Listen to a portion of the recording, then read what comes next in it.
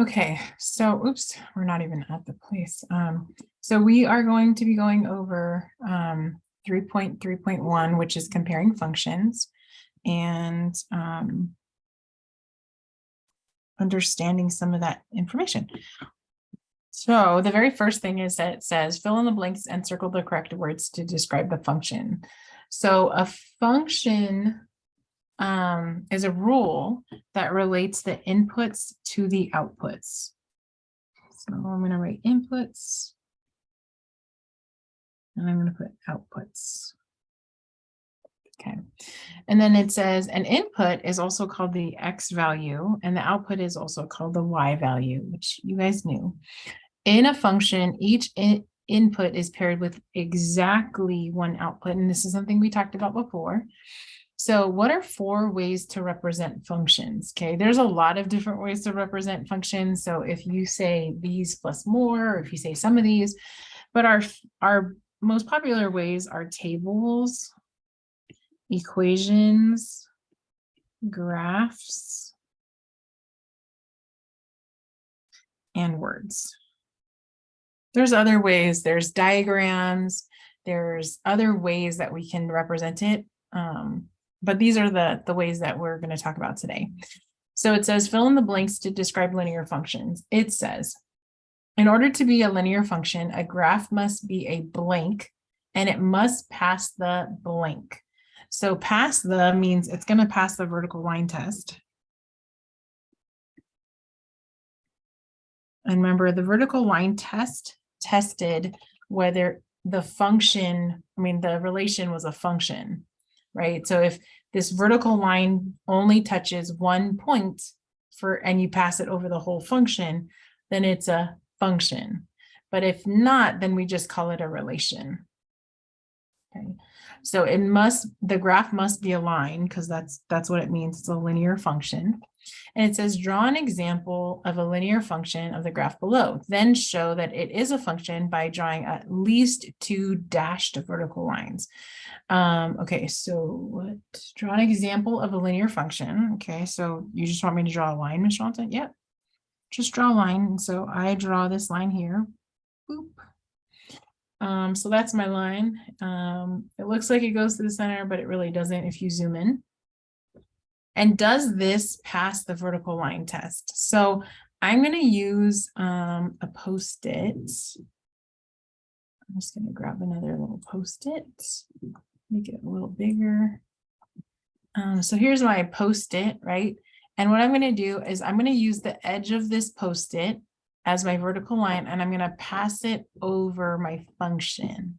Okay. And as it passes over my function, I'm saying, how many times are you touching my function or my relation at this point?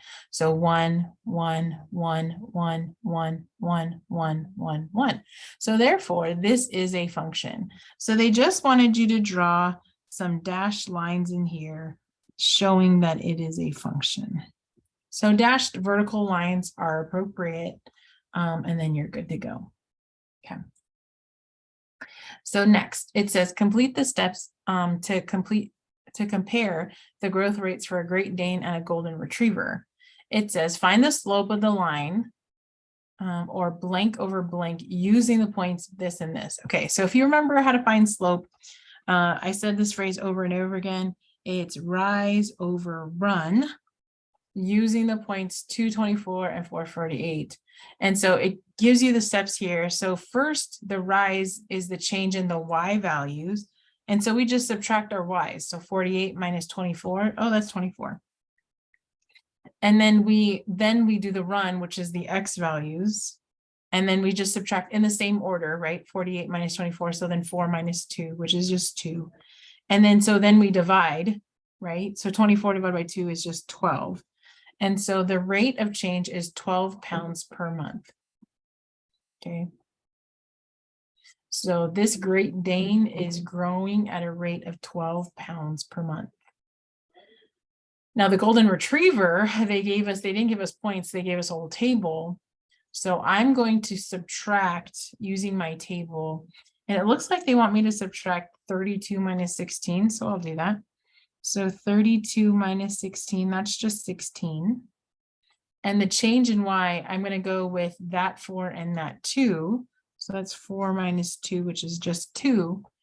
And the rate of change, again, is the change in y, rise, over the change in x, 2.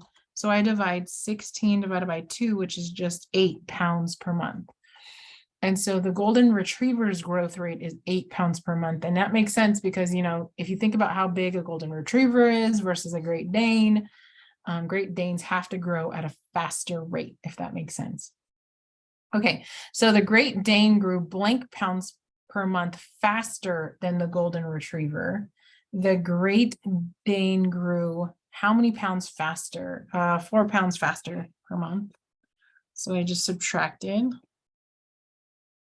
right? Okay, the next little part. In addition to knowing the rate of change of a function, it's useful to know the starting value.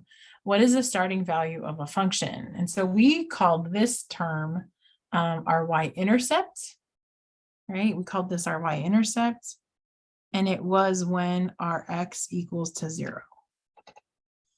Okay, it's the y value when x equals to 0. Okay, so it says complete the table and to practice finding starting values in equations. It says the starting value in y equals mx plus b is b. B is known as our y-intercept. I used to call this the begin number, BBB, begin number. So here, if I look at this equation, I'm looking for my b, so it's 40. Here, I'm looking for my b, and what do you think it is? If you said 3, that's correct. And here it says y is 10 more than 6 multiplied by x. So 10 more is plus 10. 6 times x is just 6x. 6 multiplied by x is 6x. What's my b in this case? So that's just 10. Okay. And then it says Jose and Letitia are both driving east away from Albertville at constant speeds. Fill in the steps to find Jose's distance from Albertville when he started, then use the same steps to find Letitia's starting distance. Okay, so it says Jose was driving 60 miles per hour. After traveling for 3 hours, he found that he was 200 miles east of Albertville. So the number of hours of driven is 3 hours. His total distance is 200. And then his rate was 60 miles per hour. So then they said, oh, okay, so 60 times 3, because that's how much he drove, is 180 miles. So then how far away did he start? Well, he started whatever that difference is. So you figured out, oh, that's 20 miles away. So that's how far he started. So over here, it says Leticia was driving 45 miles per hour. After driving 4 hours, she found that she was 250. And if you do the math on that, right, we do M, which is 45 miles per hour. She drove for 4 hours. We don't know our B, but she's 250 miles away, right? So then I would calculate, okay, 45 times 4, well, 45 times 2 is 90, and then 90 times 2, because you're doubling the double, that's 180 plus B equals to 250. So that means B must be 70 miles. So Leticia started 70 miles, right, away. So state the answer in context. Jose started 20 miles away, and I'm going to type this because I type faster than I write. Leticia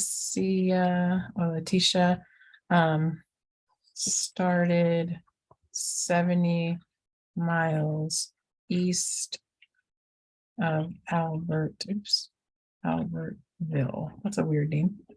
All right, let's continue. Fill in the steps for using a graph to find the starting values. Okay, so what steps do you want me to use? So I'm going to do it first, and then I'll come back and we'll talk about what steps I use. So Isabel starts a new job, and this time painting a metal fence at a steady rate.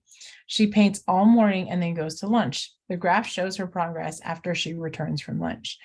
Draw a starting point. Draw a straight line connecting the points on the graph. What is the y-intercept? So I'm going to draw using my tool. Sometimes these snap into place and sometimes these don't. So if they don't snap into place, just kind of like, let's see, can I grab you? Ooh, it's not, oh, there it goes. Okay. So I did snap into place, thank goodness. And as I pull it back this way, they're asking, let's see, what is the y-intercept of the graph? Okay, well, that's simple. I just look at that 4. So there's my y-intercept. So the y-intercept is 0, 4. What does the y-intercept represent in this situation? Well, so it represents 0 hours after lunch. So right after lunch, she's already painted 4 feet. Okay, so right after lunch, when she starts the timer, maybe she's timing herself. She notices that she already has 4 feet of fence painted. So, so in this context, it would be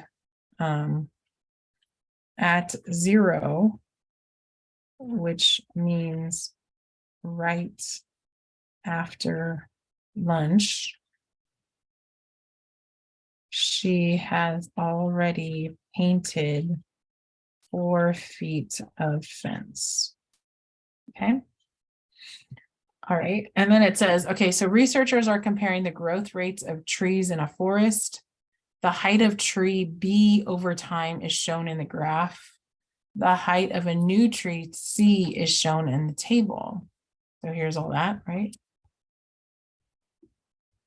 Okay.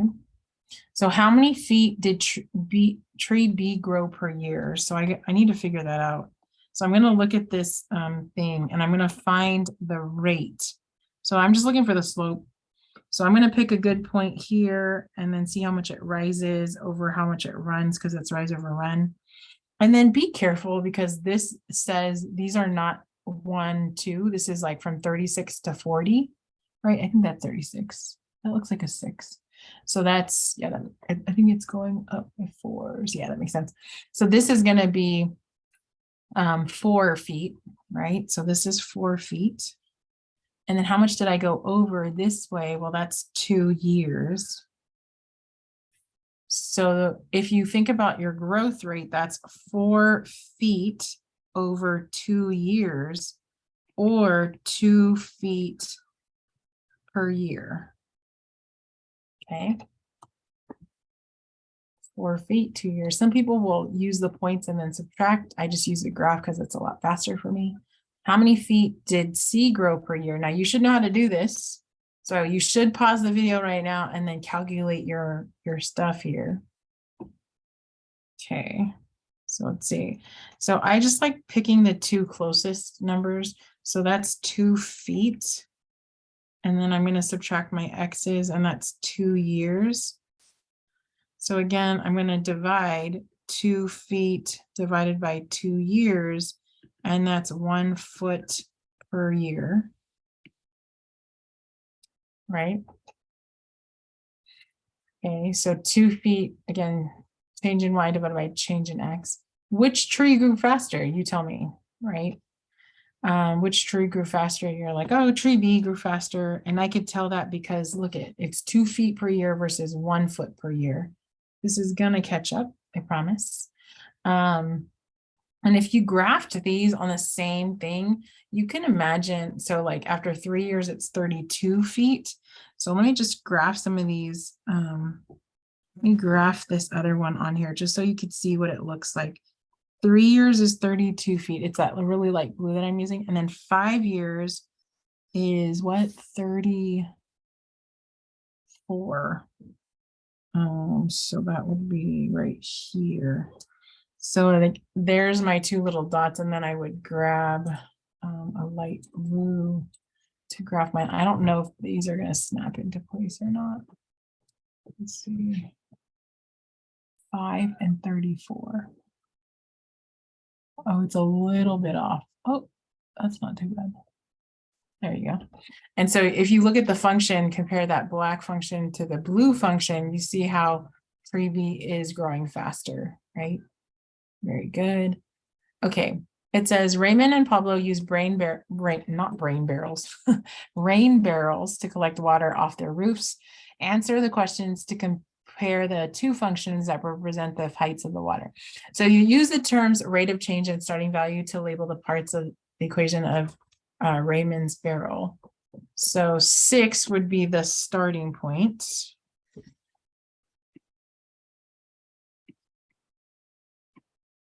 And this would be the rate of change,